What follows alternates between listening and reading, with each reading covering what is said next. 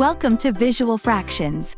Today, we're diving into how to convert the decimal 0.75 into a fraction. Let's start with our decimal, 0.75. Notice there are two digits to the right of the decimal. This places it in the hundredths position. To convert this decimal into a fraction, you initially put it over 1, essentially treating the decimal as the numerator in a fraction where the denominator is 1. This sets up the conversion process where we multiply both the numerator, the decimal, and the denominator, 1, by 100 because there are two decimal places. So, 0.75 times 100 gives us 75, and 1 times 100 gives us 100. This translates 0.75 to the fraction 75 over 100.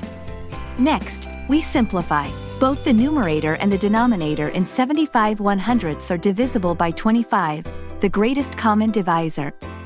Divide 75 by 25 to get 3 and divide 100 by 25 to get 4. So, 75 100ths simplifies neatly to 3/4. And there you have it. The decimal 0.75 when converted to a fraction equals 3/4. This fraction is in its simplest form and cannot be further simplified. If you found this tutorial helpful, remember to smash that like button and subscribe to Visual Fractions for more practical math insights. Thanks for watching.